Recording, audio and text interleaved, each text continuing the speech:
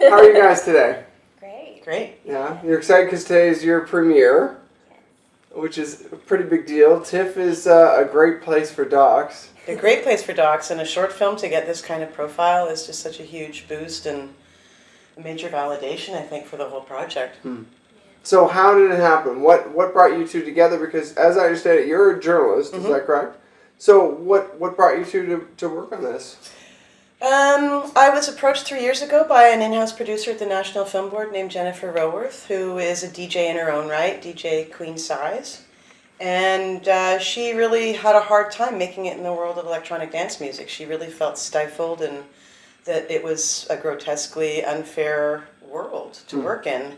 And my experience in EDM sort of ended in the 90s, it's in college, kind of like the rave scene, when it was very, there was no money attached to it. Like, you go to these warehouses and you didn't even buy admission. Like, you just got in there and sort of just got into the big vibe, and it was very asexual.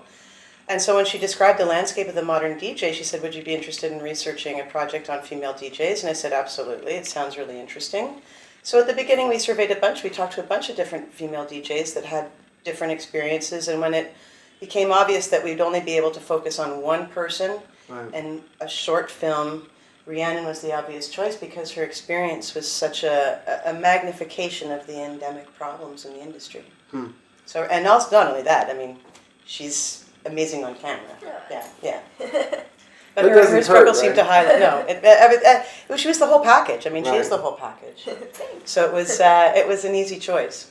So my one question too is, after you've done this now, would you want to do a longer documentary on this? Because if it is such a big issue, is there room to delve into it further and to have a longer documentary piece down the road? Absolutely. I think we just pretty much.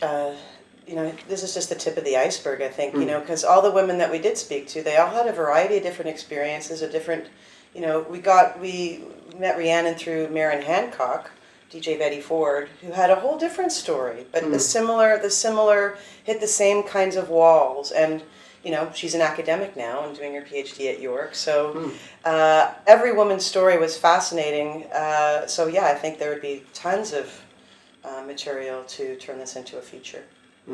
That's cool. I mean, it's an interesting thought. Should the opportunity arise that you've got so much more material to dig into? I mean, for good and bad, obviously.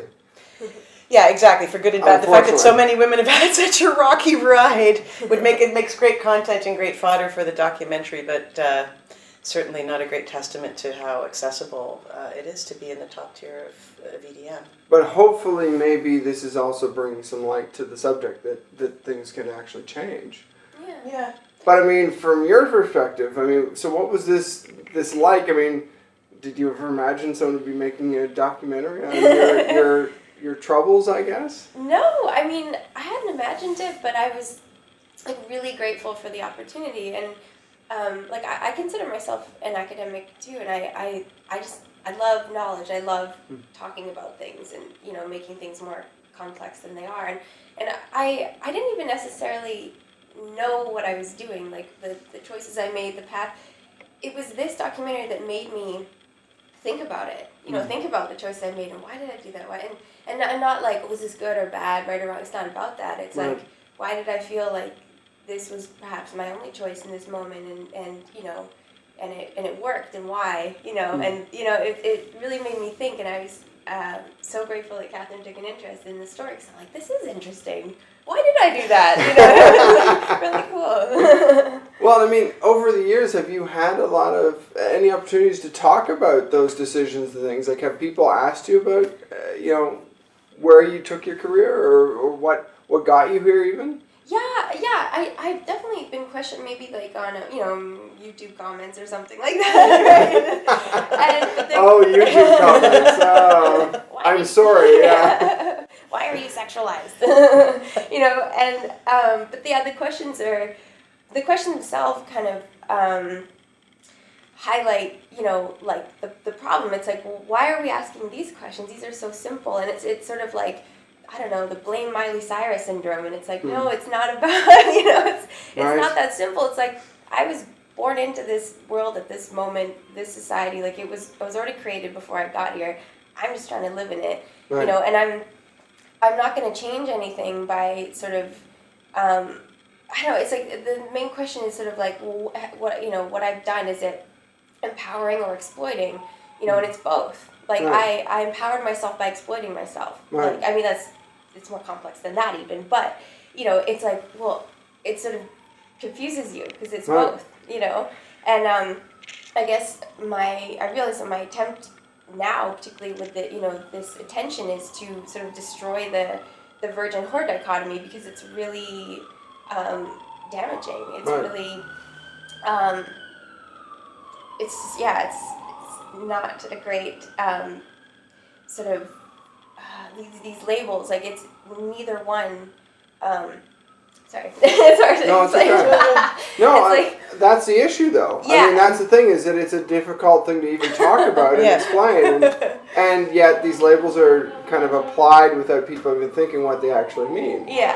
And it's never, you know, you put a label on someone and suddenly you're not looking at a whole human being anymore. It's Right. like, really, you know, really the only label that we should ever have is, you know, the name. You know, Right. it's like, what are you? It's like, I am Katherine. Right. You are Rhiannon. Like, I mean, what other designation? It's like, oh, and now there's all these other boxes of how I'm, you know, it's like gender and race Right. and religion. And it's like, how many different metrics do we need for a human being? I mean, we breathe, we eat, and we Right. walk around the planet trying to find love. And that is the purpose of existence. So all of these qualifiers, and it's like we always have to put things on the grid, right? It's like, Right. where do you fit in the grid of our patriarchal world that we've arranged in a square grid and boxes like a city? You know, and that was the cool thing about the whole box imagery. It worked out so perfectly. Like, Right. if you think about, you know, what is the seminal, like, there's no boxes in nature. It is not a form that exists anywhere. Right. And yet it's like, you see a box on the landscape, you know a human being has been there. And so we went to Fort McMurray, and, you know, as a Canadian, you know, we grew up with the colonial experience. Like, that's how this country was founded. A whole bunch of, you know, Europeans came here, and then they're like, oh my God, there's a great big wilderness out there. Let's build a box. Let's build a great big wall that separates us from the outside world. And that is still, that's the fundamental sort of principle of our current society. It's like, let's put everything in a box. So if it does not in a box, then how are we going to sell it? Like, you know, we got a big box store, and if it's not in a box, like even the big box stores demand that all their, you know, suppliers put everything in a box, because if it's not in a box, then it's just loose on the shelf. Right. And we can't control it. So everybody has to be sort of assigned a place on the grid. And, you know, virgin, whore, it's like, it's got to be one or the other. It's like, can't we just be fluid, and can't we all just like each other for what we are, you know, Right. as who we are? And it does seem like maybe there's two issues at stake here too, is the box of defining people and the product placement of people. Like, even if we watch TV and all those other things, that people are products now. Exactly. To some which degree. is, Or a brand, if you Yeah. want to call it a brand. But Yeah. Yeah, I felt like, well, I'm already being objectified and commodified, so why shouldn't I be the one making the money? Right. Rather than it being someone else. Absolutely. Yeah. Exactly. It's like, and, you know, Fort McMurray is a place where, you know, all the dirty oil in Canada is produced. It's all the tar sands up there, right? And it's a story of resource exploitation. What did Rhiannon do? She exploited her natural resources. It's just the grid we live in. Why do we go out there and pull dirty oil out of the ground? Because that's the society we created. Right. And so she's got a natural resource. Let her exploit it. It's hers. She Right. owns that. Right.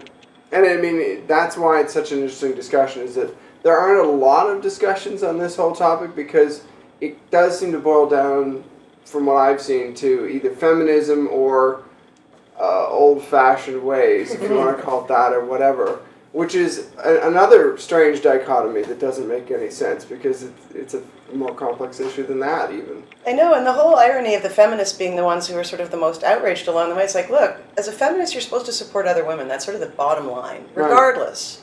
Let's go out there and challenge the way society thinks. Let's go out there and challenge the box that, you know, assigns label to each human being. instead of what- Disruptors, almost. I mean, Yeah. it almost makes you a disruptor in a lot of ways, which is what, I mean, almost changes things too. Absolutely, and I think that's the power of the film, is that it's asking a lot of hard questions in a very sort of raw way. It's like, this is what it is, and it's certainly a talker, and it certainly made the film board a little nervous. Which is what you look for in the first place, right? Yeah, you gotta keep shaking it up, right? What do you guys? Are you going to be seeing anything else? Are you going to be doing anything? I know you're actually DJing while you're here. Yeah, which is cool. Yeah, tonight we're doing the rain dance industry party at Set Nightclub after the premiere of Rock the Box. So it's very exciting. Amazing. As it should be. You're actually get a chance to perform. I mean, that's pretty cool. Very appropriate. She's awesome. I mean, she's such a great performer. That was like the total bonus of doing the research. It's like I got to see you perform several times. Yay. That's cool. Well, so have you discussed the idea that if there was a second chapter of this, that you come back to it? Or? Totally. I think at this moment we're sort of just enjoying the ride, like getting into TIFF is such a little huge early, boost. Of course. Yeah. Yes. But yeah, absolutely. If the opportunity came up to continue pursuing this, I mean, I think this is a fascinating story, and it's really of the moment. I mean, the whole Miley Cyrus debacle was going on as we were shooting this, and I think it's the whole gender issue. I think we're starting to really come to this place where we're capable as a society of addressing issues of gender that we've never been able to approach before, and this is just part of that larger discussion. It really feels like it's part of the zeitgeist. Right. Well, and right now at TIFF, there's a dozen films all on the topic of gender. Mm-hmm. So, I mean, it does fit in nicely into that whole debate as well. Yeah. It's pretty cool when that happens, eh? When you're sort of like, hey, wow, we were you're operating there in the wilderness of your own little thoughts for so long, and then suddenly you come out here and you're like, wow, everybody else was, swashing their way through the jungle in the same way we were. We all came to the same point, but we all came from different directions. Yeah, cool. It's like the collective unconscious, really. We're all starting to question things and being like, okay, it's not working. Like, we still have war, we still have poverty, we still have, rape and STDs and sexual dysfunction. So we have to do something different. So first step, awareness. Second step, talk about it. You know what I mean? And that's what we're contributing to. That's cool. Well, thank you guys very much. Pleasure. Thank you. Thank you for the opportunity.